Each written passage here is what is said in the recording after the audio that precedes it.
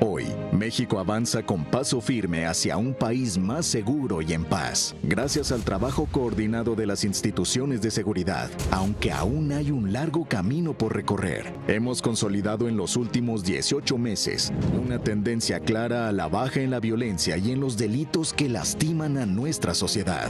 Entre septiembre de 2024 y marzo de 2026, los homicidios dolosos han disminuido 41% a nivel nacional, lo que representa más de 35 homicidios menos todos los días. Ello significa 1,085 homicidios menos durante el mes de marzo. De septiembre de 2024 a marzo de 2026, los delitos de alto impacto disminuyeron un 25.3%.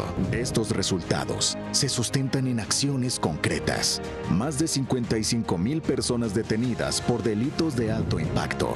El aseguramiento de más de 25,000 armas de fuego, cifras históricas con más de 370 toneladas de droga decomisada y el desmantelamiento de 2,317 laboratorios clandestinos dedicados a la producción de metanfetaminas, lo que ha debilitado directamente a las organizaciones delictivas. Este avance se refleja en la llegada de casi 17 millones de visitantes internacionales durante el primer bimestre del año, casi un 10% más que en el mismo periodo de 2025, con una derrama económica superior a los $6,000 millones.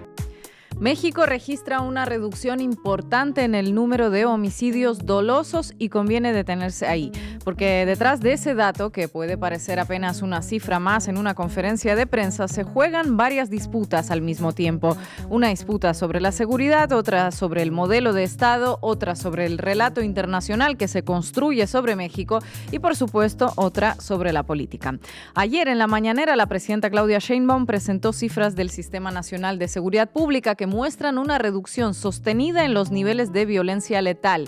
Entre septiembre de 2024 y marzo de 2026, el promedio diario de homicidios dolosos pasó de 86 a 51, es decir, una caída del 41%. Y no solo eso, marzo de este año fue el marzo con menos homicidios dolosos de los últimos 11 años. En un país al que durante tanto tiempo se quiso presentar y se sigue queriendo presentar como irremediablemente condenado a una espiral de violencia sin salida, no es un dato menor. Es un dato político, institucional y social de enorme peso. Y entonces aparece la pregunta inevitable: ¿cómo se explica esta baja? ¿Cómo puede ser que ocurra en México, ese país sobre el que se proyectan constantemente imágenes de caos absoluto, de captura territorial por los cárteles y de Estado ausente? ¿Cómo puede suceder sin grandes puestas en escena carcelarias, sin propaganda punitivista de exportación, sin esa estética de distopía securitaria que hoy tanto seduce a cierta derecha continental? Bueno, quizá justamente por eso, quizá porque aquí no se apostó por hacer del castigo un espectáculo global, sino por un trabajo menos estridente y más sostenido de inteligencia, investigación, coordinación institucional y persecución criminal. Y además porque no se abandonó del todo algo que en otras partes parece haberse vuelto una herejía: la idea de que la seguridad también depende de atender las causas sociales que alimentan la violencia. Eso no significa, por supuesto, que el problema esté resuelto, ni muchísimo menos, pero sí sugiere que hay una diferencia importante entre una política de seguridad pensada para producir imágenes y otra orientada a producir resultados. En México no vimos drones sobrevolando cárceles como si fueran sets de televisión, ni filas de presos rapados y maltratados para consumo internacional. Lo que sí hubo fueron programas sociales, políticas preventivas, intentos institucionales de disputarles a las economías criminales el reclutamiento de jóvenes pobres. Todo eso hace menos ruido que un video publicitario con calidad cinematográfica, claro, pero también puede resultar bastante eficaz. Y ese dato impacta en varios planos. A mediano plazo, por ejemplo, se empieza a notar también en la economía. En 2025, México batió récord de visitantes internacionales. Cerca de 100 millones de personas llegaron al país y dejaron una derrama cercana a los $35,000 millones. No es un detalle. La seguridad no solo se discute en términos términos de control territorial o de política criminal. También tiene efectos directos sobre la vida económica, sobre la confianza, sobre la movilidad, sobre la imagen del país hacia afuera. En el plano político, además, la reducción de homicidios funciona como respuesta concreta a una narrativa insistente que viene del norte, esa que repiten Donald Trump y varios radicales de su entorno cuando dicen que en México mandan los cárteles y que por tanto Estados Unidos debería intervenir. Frente a esa pretensión, México responde con hechos: decomisos récord, extradiciones, operativos, laboratorios destruidos, dirigentes criminales detenidos. Incluso la propia DEA se vio obligada a reconocer en 2025 avances históricos en decomisos y cooperación. Por eso, cuando desde Washington vuelven a insinuar la necesidad de una ayuda militar, cada vez queda más claro que no están hablando de seguridad, sino de injerencia. No de combatir el narcotráfico, sino de avanzar sobre la soberanía mexicana. Ahora bien, también hay que decir lo que falta, porque la realidad no se agota en una serie estadística. Sigue existiendo una percepción social de inseguridad muy extendida. Siguen existiendo zonas donde la violencia se vive de forma cotidiana y siguen apareciendo denuncias sobre posibles reclasificaciones de homicidios dolosos hacia otras categorías, algo que el Gabinete de Seguridad tiene la obligación de aclarar con absoluta transparencia si quiere que esta tendencia a la baja se consolide sin sospechas ni zonas grises, porque una política de seguridad solo puede sostener legitimidad si, además de mostrar resultados, inspira confianza. Pero incluso con esas cautelas conviene no minimizar lo que está ocurriendo. En un tiempo donde la moda regional parece ser el punitivismo generalizado y sin matices, la espectacularización del castigo y la venta de mano dura como si fuera una religión política, México muestra otra cosa: que se puede intentar un camino menos ruidoso, menos propagandístico y, al menos por ahora, con resultados preliminares que merecen ser observados con seriedad. O en la base América Latina hablamos de la reducción de los índices de inseguridad en un país que hace algunos años eligió una política distinta a la que hoy se vende como única solución posible. Hablamos de los primeros resultados de esa apuesta, de sus límites, de sus efectos y de lo que todo esto significa para México. Bienvenidos y bienvenidas. La base América Latina. 41% de homicidios dolosos, un desplome importante. Hay una disminución en los índices de inseguridad. Interesante. Marco Terugio, ¿qué otras cifras nos vas a traer hoy? Bueno, vamos a ver las cifras que son buenas que presentó el gabinete de Claudia Sheinbaum de seguridad sobre homicidios dolosos, delitos de alto impacto, y vamos a entender la cifra en sí, pero sobre todo la cifra en su contexto, en su tendencia, de dónde venimos y hacia dónde estamos yendo, porque el dato necesita muchas veces contexto. Estefanía, has revisado la cobertura acerca de estas cifras en los medios. ¿Qué cuentan? Así es, Ina, vamos a ver cómo hablan los medios de esto, cómo hay otra conversación paralela que se está teniendo en Estados Unidos acerca de las cifras y por qué es importante tener un mecanismo de rendición de cuentas y de transparencia como este, con unas mediciones que nos sirven precisamente para ver qué es lo que se puede cambiar, porque lo que no se mide pues no existe, y como no existe no se puede modificar. Así que es importante revisar las cifras y ver cómo se habla de ellas. Y hoy nos acompañará en la mesa de análisis el periodista experto en seguridad Jesús Escobar Tobar. Vamos a arrancar ya, Juanma. Debí tirar más datos. Con Marco Teruggi. No hay dudas que uno de los problemas más difíciles de resolver en México es el de la violencia. Más que problema, diría crisis, que se vino creando y expandiendo, sobre todo a partir de inicio de este siglo XXI. Si sumamos solo los gobiernos de Vicente Fox, 2000-2006, Felipe Calderón, 2006-2012 y Enrique Peña Nieto, 2012-2018, tenemos que en México hubo, escuchen bien, más de 360.000 homicidios dolosos, según datos del Instituto Nacional de Estadísticas y Geografía, una cifra que además podría ser más debido a los subregistros. Y no solo eso, sino que con esos sexenios se instaló una violencia cruenta de fosas comunes, de cuerpos colgados en puentes, de desaparecidos, arrojados arrojados en las calles, para citar solo algunas de las cosas que se vivieron. La narcoviolencia que dejó la falsa guerra contra el narco de aquellos años. Entonces, decía, no hay duda que se trató de uno de los problemas más grandes heredados por la Cuarta Transformación a partir del año 2018, cuando asumió López Obrador. Un problema que, estaba claro, no se podría resolver con los mismos métodos de siempre. Entonces, ¿con qué métodos resolver semejante pregunta? Esa fue y esa es la pregunta del millón. ¿Por qué empiezo por acá esta sección de hoy? Porque para entender los datos que vamos a ver, tenemos que situarlos en su perspectiva, para entender a cabalidad la gravedad del país que dejaron los sexenios neoliberales y en qué situación se está hoy. De hecho, si les parece, empecemos exactamente por ahí para enmarcar la noticia que da pie a este programa de hoy, que los homicidios dolosos bajaron en 41% de septiembre de 2024 a marzo de 2026, como anunció ayer el gobierno en la conferencia mañanera. De 2006 a 2012, sexenio de Felipe Calderón, de la guerra contra el narco, los homicidios dolosos aumentaron 148%.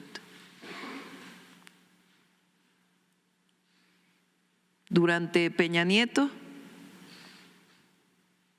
los homicidios dolosos pasaron de 63.2 a 87.9, 42% más. En el sexenio del presidente López Obrador, pasaron de diciembre 2018 al 2024 de 100.5 a 91.7 y una reducción del 9%, es decir, cambió la tendencia. En nuestro gobierno, con cifras preliminares a 2026, hemos reducido los homicidios dolosos del 2024, 91.7, al 2026 en 50.8 diario. Bien, en el gráfico presentado en pantalla se puede ver cómo en 24 años se dieron 3 tendencias en materias de homicidios dolosos en el país. Recuerden que las tendencias son determinantes para entender las coyunturas. La primera tendencia fue la del aumento de los homicidios dolosos durante los sexenios neoliberales de Fox, Calderón y Peña Nieto. La segunda tendencia fue el freno en el crecimiento de los números, seguidos del inicio de la reducción que ocurrió con AMLO. Y la tercera, que es la que está en curso, es la tendencia de la disminución marcada, con el dato de 41% de reducción en 18 meses del actual gobierno. Entonces, ese 41% que vamos a desmenuzar debe situarse ahí, en su doble positividad, por el dato en sí y por la tendencia que representa. El dato y su contexto, que es siempre tan importante. Ahora sí, entremos de lleno al asunto, el de la disminución de los homicidios dolosos en el país. Una estadística presentada por el Gabinete de Seguridad en base a los números registrados en las 32 fiscalías estatales del país. Descompongamos, palabra complicada, ese 41%. Estefanía, por favor, adelante. Bien, ese 41% de reducción en homicidios en 18 meses quiere decir que se pasó de 86.9 homicidios en promedio diarios en septiembre del 2024 a 51.4 en marzo del 2026. Esto representa 35 homicidios menos por día, casi 1.100 homicidios menos por mes. Lo digo de otra manera, 1.100 personas menos mueren cada mes por razón de homicidio doloso. En un año son cerca de 13.000 personas menos muertas. 13.000 personas muertas menos en un año si se mantienen los números de marzo, pero como la tendencia es a la disminución de homicidios, seguramente a fin de año mueran menos personas todavía, porque seguirá bajando la tasa de homicidios dolosos. Por eso las tendencias son tan importantes, porque permiten ver la película, permiten proyectar. Sigamos con la descomposición del dato y pongámoslo ahora en perspectiva de 11 años para atrás. Escuchemos unos segundos a la directora del Secretariado Ejecutivo del Sistema Nacional de Seguridad Pública, Marcela Figueroa, que fue quien dio estos números. Podemos observar el promedio diario de homicidio doloso a nivel nacional que se registró en marzo de cada año, de 2015 a 2026. Cuando comparamos esta serie, podemos observar que marzo de 2026 es el mes más bajo de los últimos 11 años desde 2016. En la siguiente gráfica también podemos observar el promedio diario de homicidio doloso a nivel nacional, pero registrado durante el primer trimestre de cada año, también de 2015 a 2026, los últimos 12 años. Destaca que el primer semestre de 2026 también es el trimestre más bajo de los últimos 11 años, al registrar 50.8 homicidios en promedio diario. Entonces tenemos que, puesto en comparativa, esta cifra de marzo es la más baja de los últimos 11 años. 11 años, es decir, 2015. Ubiquémonos en ese momento. Calderón había iniciado la mal llamada guerra contra el narco. 9 años antes, la violencia se había disparado, los cárteles se habían convertido en ejércitos con armas de guerra. Justo un año antes de ese 2015, recuerden, bajo el gobierno de Peña Nieto, se había producido la desaparición de los 43 estudiantes normalistas de Ayotzinapa, un crimen que conmocionó al país y diría también que a una parte del mundo. Bueno, volviendo entonces, hoy la tasa de homicidios diarios es un poco más alta que la del 2015 y más baja que la del 16. ¿Qué es lo claro oscuro del dato? Lo claro es la mejoría, lo oscuro es que aún es muy alto. Claro oscuro en contexto de una tendencia a la baja, lo que lo hace diferente, porque en el 2016 era una tasa de 55.1 homicidios dolosos a nivel nacional, pero en plena subida de la violencia, mientras que ahora es de 51.4, pero en plena bajada según los datos. Y Marco, supongo que esos números luego varían según los estados, ¿no? Absolutamente, ahí tenemos que hay 7 estados con mayor afectación. Ina, ¿me ayudarías con esta descripción, por favor? En primer lugar, el estado más afectado es Guanajuato, con 9,2% del total de homicidios dolosos. Luego Chihuahua, con 8,3%. Baja California, con 8%. Morelos, con 6,4%. Guerrero, con el 6,2%. Estado de México, con 6%. Y Oaxaca, con 5,9%. Esas 7 entidades concentraron en marzo de este año el 50% de los homicidios dolosos del país. Un problema, claro, en cada uno de esos casos, pero con el agregado de que también los números están a la baja, como por ejemplo en Guanajuato, donde se pasó de 12,71 homicidios a 4,74 en 18 meses.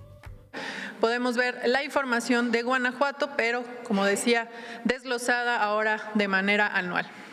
De 2015 a 2026, de forma preliminar, este último dato.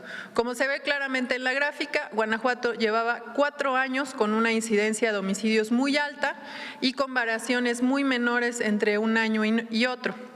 Y finalmente, en 2025 es que inicia una importante disminución. Si comparamos, de hecho, el 2024 con el dato preliminar anual de 2026, la disminución es de 46%.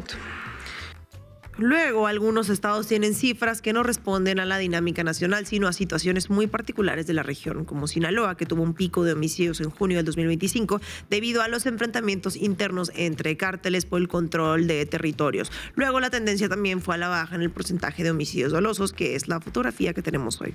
Pongamos ahora 2 variables y un tema más sobre la mesa. La primera variable tiene que ver con los llamados delitos de alto impacto y su evolución. Escuchemos unos segundos el panorama en ese aspecto. Y finalmente les presentamos la comparación ahora de todos los delitos de alto impacto. En este caso estamos comparando el primer trimestre de 2025 contra el primer trimestre de 2026.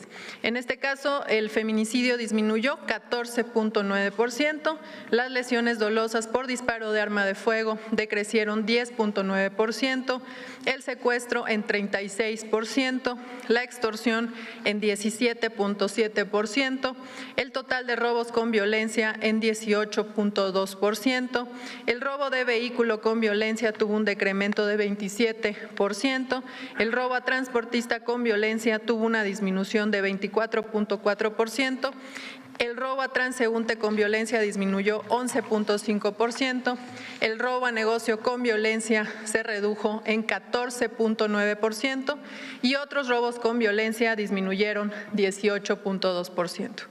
En el caso de robo a casa habitación con violencia, es el único delito de alto impacto que tuvo un ligero incremento al pasar de 10.01 a 10.23 delitos de este tipo en promedio al día. Como pueden ver, están todos a la baja: feminicidios, secuestros, extorsiones, robos con violencia, transportistas, etc. Todos salvo uno, el robo a casa con violencia, que subió 2.2%. En total, los delitos de alto impacto disminuyeron 52% del 18 hasta la fecha. En ese entonces había 969.4 delitos promedio diario y ahora son 461.3 delitos.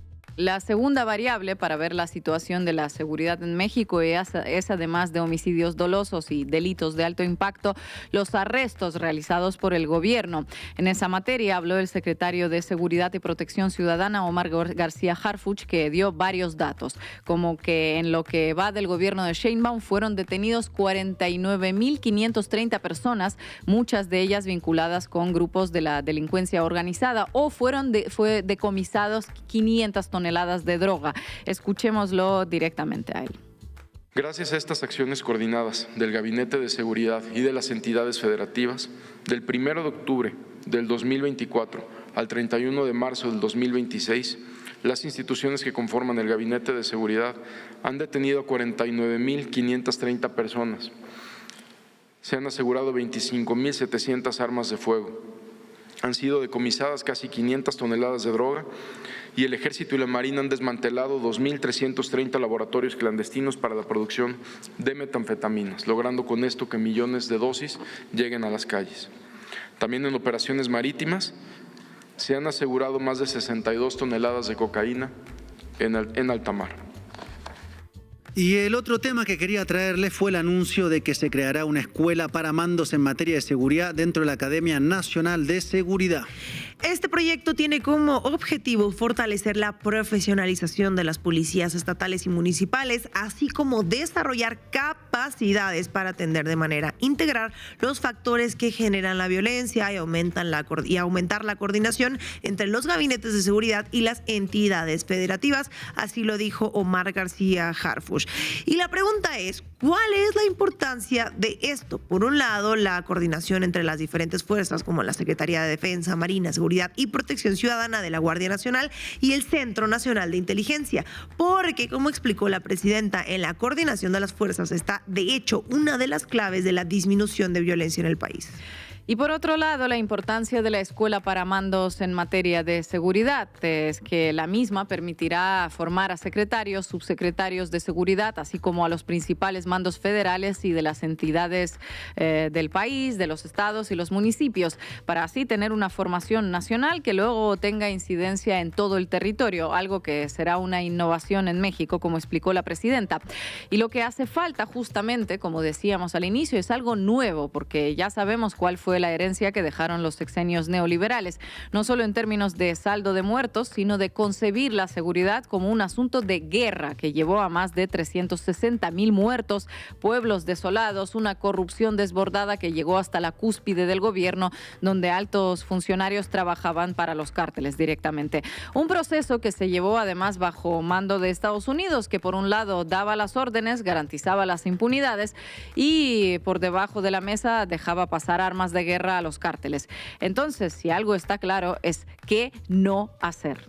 Por ende, hace falta algo nuevo y es lo que está ocurriendo si nos atenemos a los números que indican el cambio de tendencia con la reducción de 41% de homicidios dolosos en 18 meses. Y eso nuevo tiene que ver, por ejemplo, con la política de atención a las causas, que va desde políticas focalizadas en los territorios más afectados, planes para jóvenes, ampliación de acceso a la educación, reforzamiento de los lazos comunitarios, hasta, claro, oportunidades de trabajo y recomposición del valor de compra del salario. Lo nuevo tiene también que ver con la operación llamada Enjambre que analizamos aquí hace unas semanas, que es la política de inteligencia que puso en marcha el gobierno para ir contra la corrupción que se instala, por ejemplo, en municipios que terminan trabajando en mano con el narco. Inteligencia que también permitió descabezar al cártel Jalisco Nueva Generación con la caída de alias El Mencho, que también hablamos aquí. Sin dudas es un conjunto de cosas que por el momento en términos cuantitativos están presentando resultados en vista de los números acá explicados. Resultados quiere decir que hay menos muertos, asesinados, menos delitos de alto impacto. Resultados quiere decir también que aún falta un montón para que se pueda volver a cómo estaba el país antes de la fatídica política de guerra contra el narco. Esa guerra que rompió al país y lo convirtió en un matadero. Y claro, la reconstrucción de la paz es un asunto de seguridad, pero también de economía, porque significa brindar trabajo, ingresos ingresos, vivienda, desarrollo, y también es un tema de cultura para desmontar la cultura narco y sus valores. Son muchas cosas por hacer y van 7 años de cambio de paradigma, lo que para algunos es mucho y para otros es muy poco en vista de todo lo que se heredó y lo que queda por hacer. Pero si nos atenemos a los números presentados, así como a la tendencia, podemos decir que la situación está mejor. Muchas gracias, Marco. Oiga, en otras cosas, la imagen del secretario de Seguridad, Omar García Harfuch, se ha vuelto muy popular en los comercios, en los mercados. Hoy se venden desde toallas, peluches, figuras de cartón con su rostro. ¿Usted qué piensa? Jajaja, ¿soy yo o últimamente he visto Harfuch por todos lados? Y sí, la Harfuchmanía está por todos lados. Pues últimamente, la imagen del secretario de Seguridad y Protección Ciudadana, Omar García Harfuch, ha causado revuelo. Sobre todo las mujeres lo aman, lo quieren, lo adoran. Es el ídolo de México. Dicen que ha superado a Chayanne, a Luis Miguel, a Pedro Infante. Las tiene locas. A partir de que hace 2 meses es que se volvió el full. La gente está loca por él. En redes sociales se han viralizado estas imágenes. Se trata de un afiche tamaño real del secretario de Seguridad que ha aparecido en mercados, locales y comercios. Quienes lo colocan en sus espacios dicen que es para sentirse seguros. Adelante, Veloz. Bueno, yo todavía no tengo nada de Omar García Harfuch, pero cada quien sus gustos. Vamos arriba. Cuéntamelo todo y exagera con Estefanía Veloz.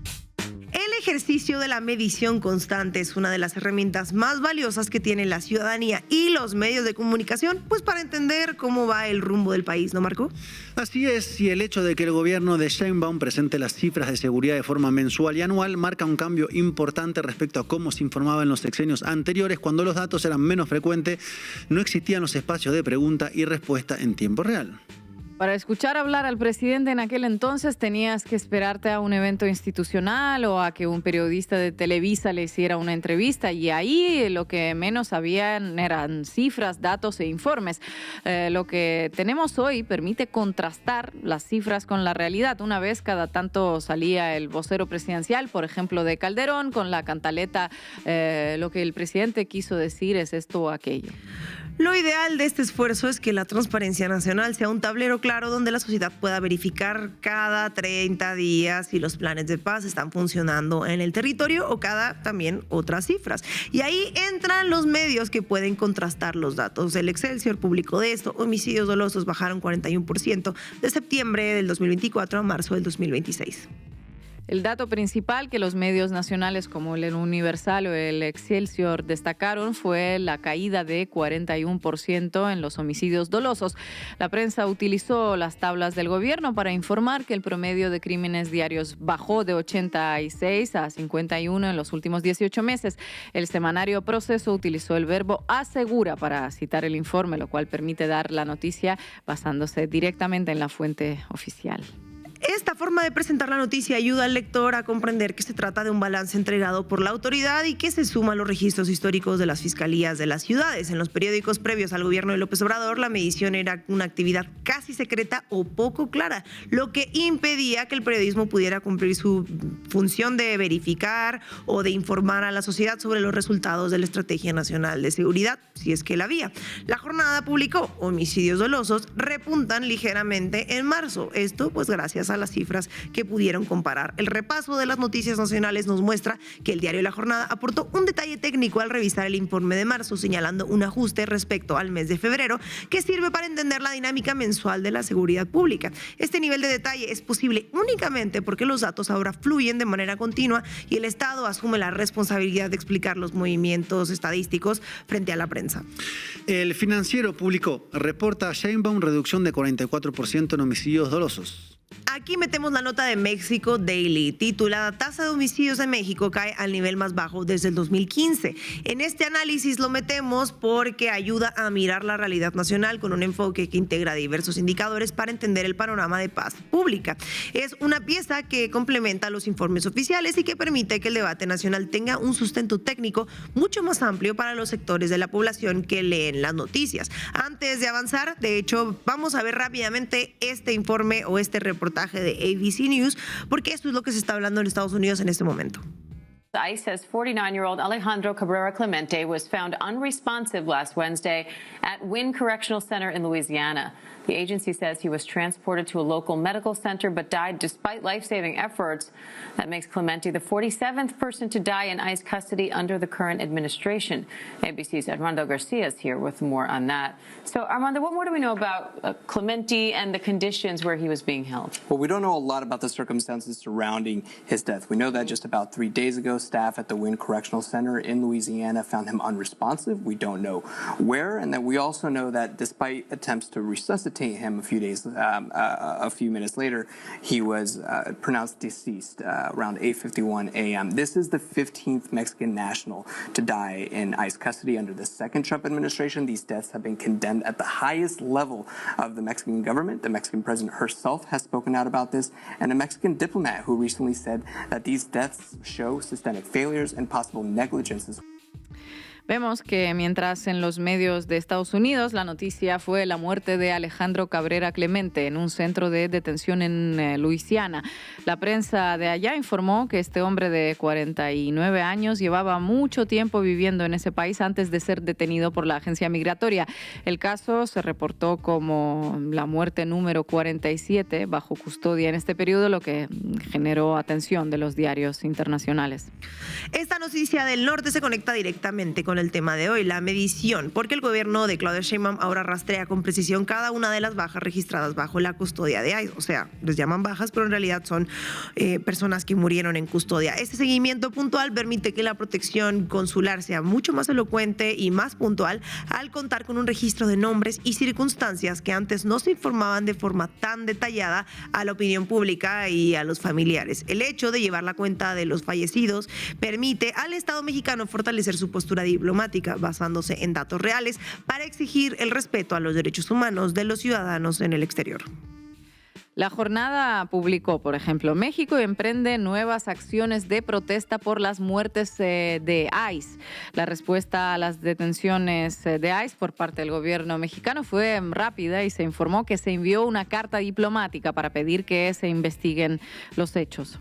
Los cónsules han recibido la instrucción de visitar los centros de detención todos los días para asegurar que se respeten los derechos de nuestra gente en el extranjero. Esta postura muestra un esfuerzo por proteger a los ciudadanos que están fuera de las fronteras nacionales en un momento donde las políticas en el país vecino son muy complejas para la comunidad migrante.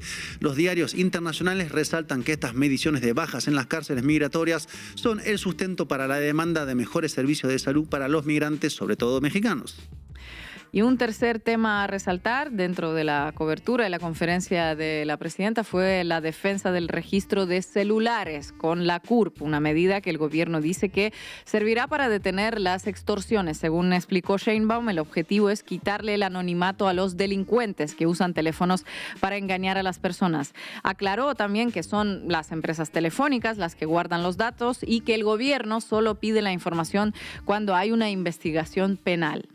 En relación con el registro de telefonía móvil en México, es importante precisar que si bien la normativa general establece su obligatoriedad, los lineamientos públicos del Diario Oficial de la Federación definen excepciones puntuales para ciertos perfiles y dispositivos que hoy les vamos a contar porque pues vamos a informar un poco. Vamos, en primer lugar, quedan exentas todas aquellas líneas vinculadas a dispositivos que carecen de funciones de llamadas, mensajes, SMS o servicios de voz por Internet, así como las tabletas que operan exclusivamente con planes de datos sin telefonía. Del mismo modo, no están obligadas a este registro individual las líneas empresariales pertenecientes a dependencias gubernamentales, organismos de servicios de emergencia o centros de atención ciudadana. Por otra parte, en el caso de los menores de edad, la obligación no desaparece, pero se va trasladando, ya que el registro debe ser efectuado formalmente por su tutor o tutora legal.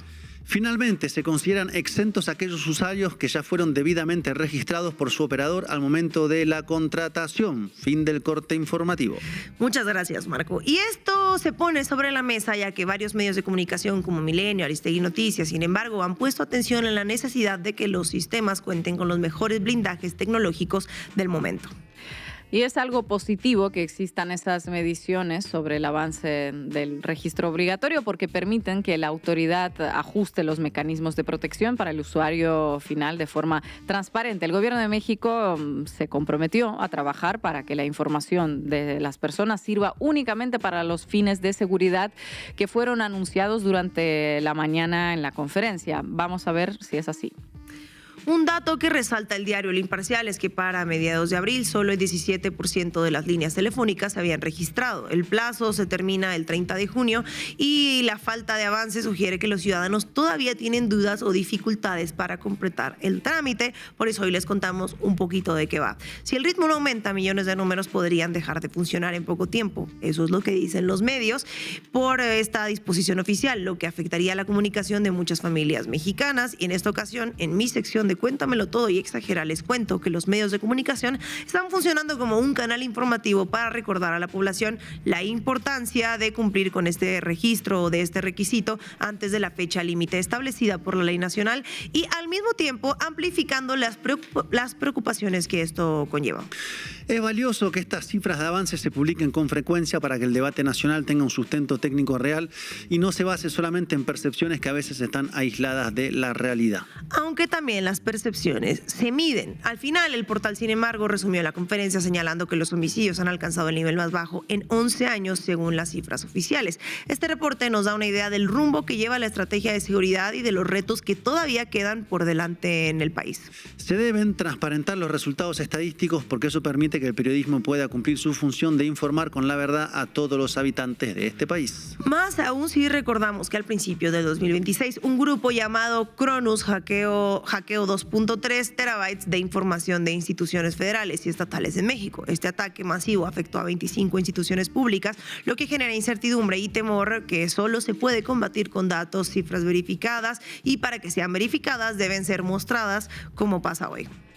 Y el balance de la medición, que muestra una disminución en homicidios, nos deja ver que el acceso a las cifras oficiales es la base, es lo más básico para construir una confianza nacional que antes estaba fracturada por la falta de transparencia en los estados, en los municipios, en el gobierno. Entonces podemos afirmar que la entrega constante de cifras representa un paso adelante en la construcción de una transparencia nacional efectiva que antes no se practicaba con esta frecuencia en México. Efectivamente, ha sido muy importante que se lleven a cabo estas mediciones y que la información se transparente 5 días a la semana desde el Palacio Nacional, nada menos. El periodismo actual tiene ahora la capacidad de contrastar el avance de la paz con datos oficiales que permiten una vigilancia social mucho más activa y comprometida con el desarrollo de la sociedad. Esta apertura en información demuestra que la medición frecuente es la piedra angular para fortalecer la confianza de la ciudadanía en las herramientas del Estado, porque un país que mide su realidad es un país que tiene la voluntad de transformarla. Muchas gracias, Estefanía. La Escuela de Mandos busca formar a los mejores secretarios de seguridad de los estados, los mejores secretarios de seguridad de los municipios, una coordinación todavía mayor entre Guardia Nacional, Secretaría de Seguridad, Defensa y Marina. Nunca se había formado una escuela de mandos. Nos ha pasado que un gobernadora nos dice al gabinete de seguridad, quisiéramos que nos recomendara un secretario de seguridad. Y se busca en el equipo una persona que pueda cumplir, sea de defensa, de marina o del equipo de seguridad pública. Y ahí fue donde dijimos, es que tenemos que formar secretarias de seguridad. 2 temas muy importantes el día de hoy. Reducción del 45%, con cifras preliminares de enero, febrero y marzo del 2026, del 2024 a la fecha, anualizado, y 2, la formación de esta escuela de mandos para todo el país.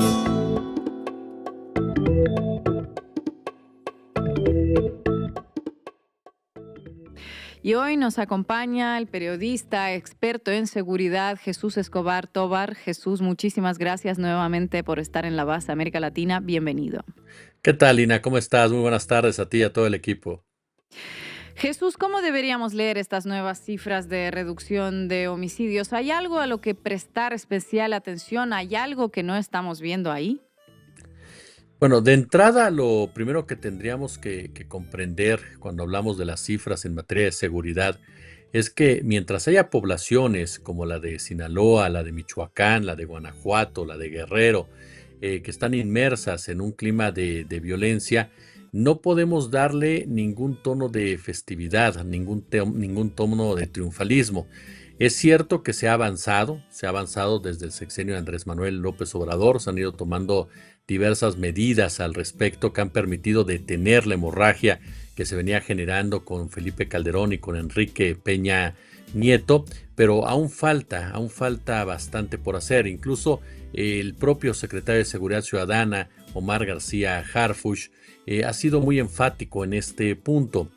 Al dar a conocer estos números, no estamos hablando de que el problema se haya terminado, sino que estamos dando a conocer algunos avances o ciertos avances en esta materia.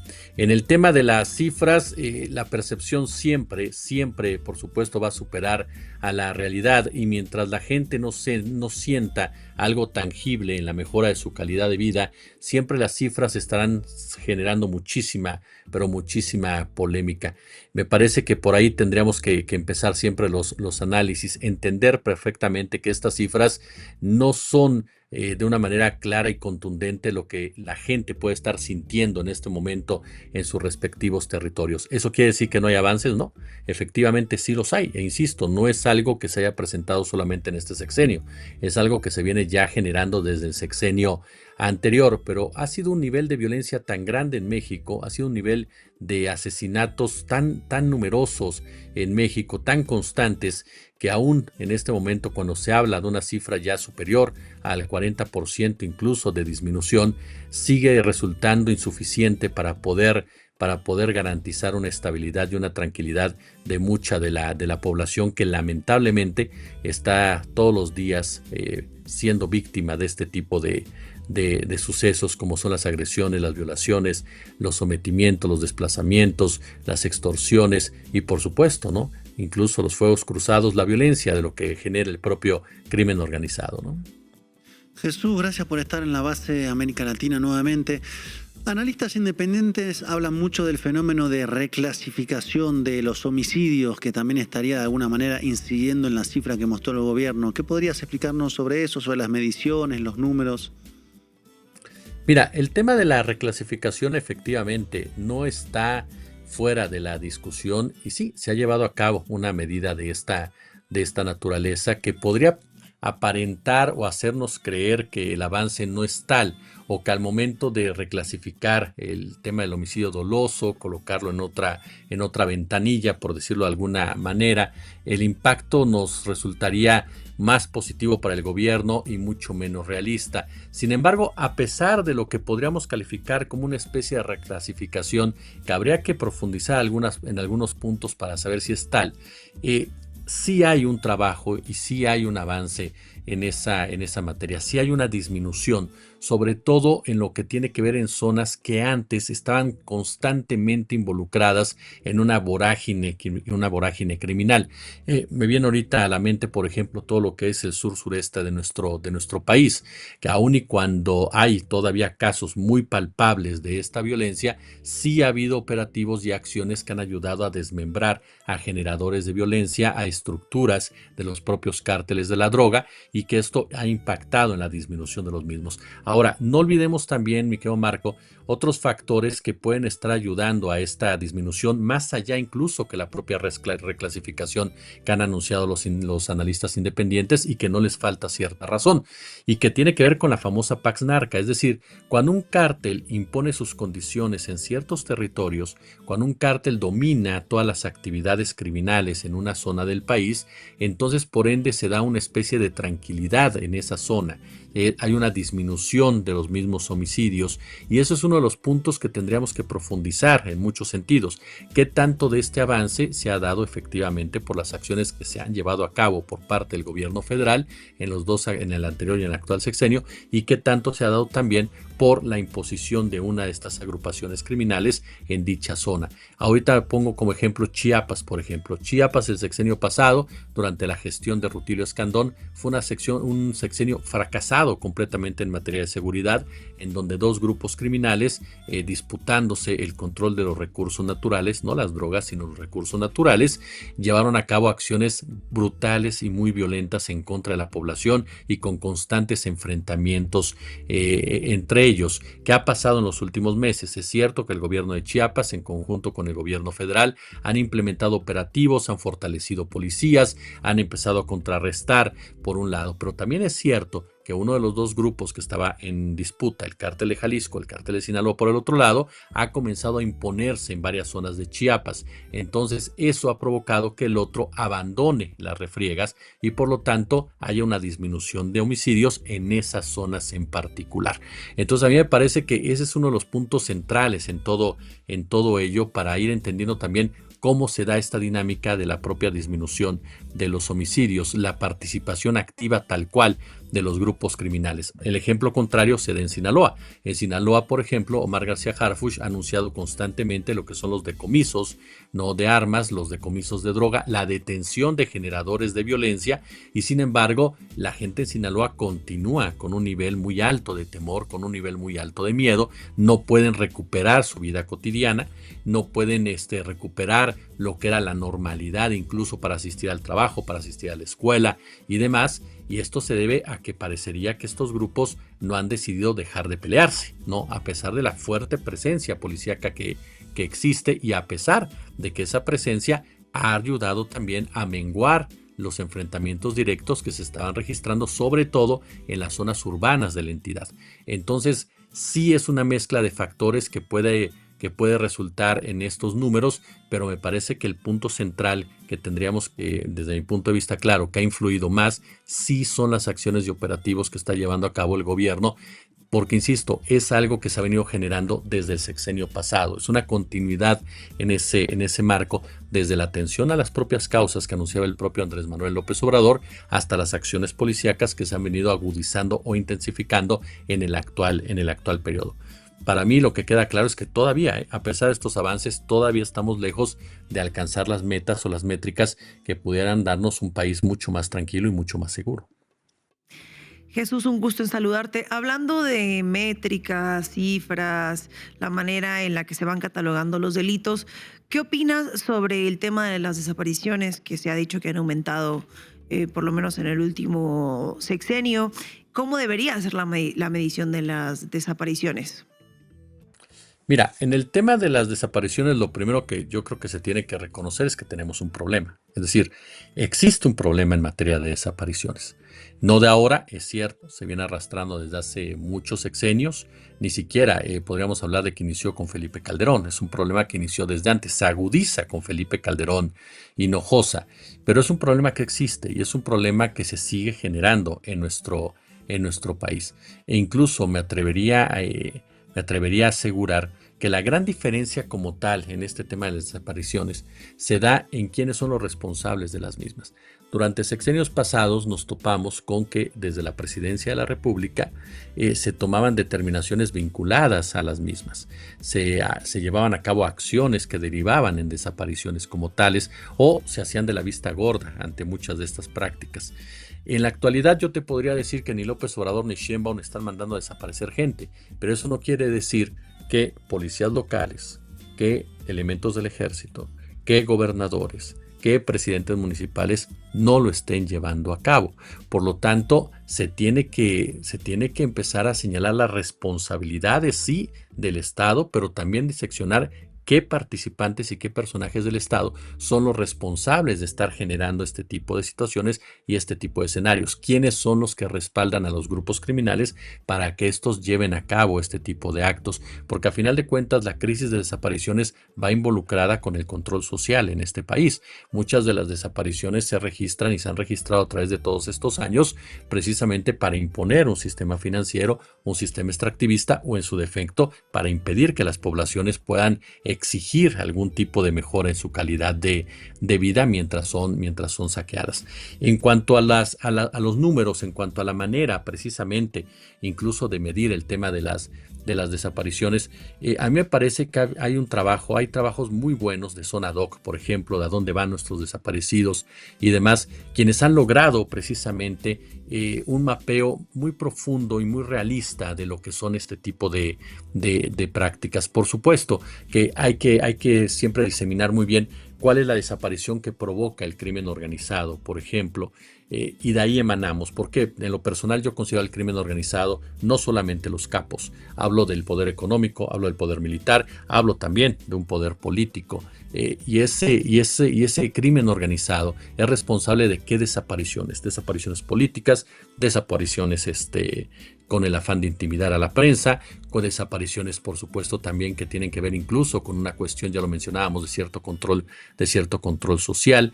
Eso por un lado. Hay desapariciones también, por supuesto, que se dan por otro tipo de factores, y es ahí donde la propia autoridad tiene que ir aclarando cuáles son las que se vinculan con el crimen organizado, cuáles son las que se vinculan directamente con las actividades de toda esa estructura criminal y cuáles son las que se generan por otro tipo de razones, que no quiere decir que valgan menos ni mucho menos, sino que vayamos entendiendo cuál es el contexto de cada una de ellas, sin que esto quiere decir, por supuesto, que no reconozcamos lo que en su momento dijo el propio Alejandro Encinas y que lamentablemente hoy, por la crisis incluso forense que vive México, por la corrupción en muchas fiscalías también, por supuesto, de los estados, no se ha logrado disipar, que es que seguimos pisando cadáveres en este país, lamentablemente, por la cantidad de fosas que existen y por la cantidad todavía de fosas que faltan por descubrir. Entonces, a mí me parece que otro factor clave siempre es discutir qué se ha hecho hasta el momento para enfrentar este problema, qué se ha hecho para disminuir esta misma problemática, qué ha faltado por hacer, por supuesto, en qué se puede mejorar y por qué no se ha podido mejorar en algunos puntos. Y lo que mencionaba hace un momento, la responsabilidad de cada uno de los actores para ir entendiendo la dinámica que se sigue generando lamentablemente en el tema de la desaparición de personas, ¿no? Jesús, y una última por mi parte de corte más político. ¿Qué impacto, en tu opinión, pueden tener esos resultados en el perfil político de Omar García Harfuch? Omar García Harfuch, fíjate lo que son las cosas, querida Ina. Yo comentaba hace unos cuantos días que en redes sociales, particularmente en lo que es TikTok, existe una campaña para suavizar la imagen del secretario de Seguridad Ciudadana, para hacerlo más afable, más cercano con la ciudadanía. Algunas personas consideran que estas campañas obviamente no son inocentes, no parten de un grupo de fanáticos o de fans, como se dice coloquialmente, del secretario, sino que tienen un componente político electoral, pensando sobre todo en el año 2030. Es cierto que García Harfuch abiertamente ha dicho que no está interesado en la presidencia de la República o que no está pensando en ella. Sin embargo, y no lo podemos denostar, la realidad también es que si los números continúan mejorando y sobre todo lo que mencionábamos al principio, se vuelve tangible para la ciudadanía, Omar García Harfuch se convierte en un candidato natural como tal. Pero me parece que aún es muy pronto en ese sentido para que incluso el propio Omar García Harfuch pudiera festejar algo por el estilo o pudiera asumirse como el responsable del éxito de estas mismas estrategias, porque insisto, mientras haya poblaciones que padezcan lo que padece Sinaloa o lo que padece Michoacán, por ejemplo, y mientras haya personas que todavía tienen sillas vacías en sus mesas, siempre será un tema que tendrá que manejarse con mucha sensibilidad, con mucha empatía, con mucha responsabilidad y sobre todo con un compromiso netamente de que la política está del lado de las de las víctimas, ¿no? Por lo tanto, me parece que puede tener un resultado positivo, sí, para Omar García Harfuch, definitivamente, siempre y cuando, insisto, estas cifras se transformen en un día con día para la propia ciudadanía, ¿no? Jesús, muchísimas gracias por tu análisis. Te mandamos un fuerte abrazo, compañero. Igualmente, un saludo para los tres y como siempre un gusto. Muchas gracias. Y llegamos al final de este programa. No se olviden de suscribirse primero a nuestros perfiles en las redes sociales. Somos La Base América Latina en Instagram, La Base América Latina en YouTube, en Facebook, en TikTok, en cualquier red social estamos nosotros. También pueden hacerse socias y socios de Canal Red, que es muy importante para nosotros que apoyen nuestro trabajo. Les dejamos el QR, escaneándolo ya siguen las instrucciones y nos ayudan un poco. Y también les dejamos otro QR que les va a llevar directamente a nuestra playlist en Spotify en caso de que prefieran escucharnos. Y mañana nos vemos aquí a las 7 hora chilanga. Hasta pronto.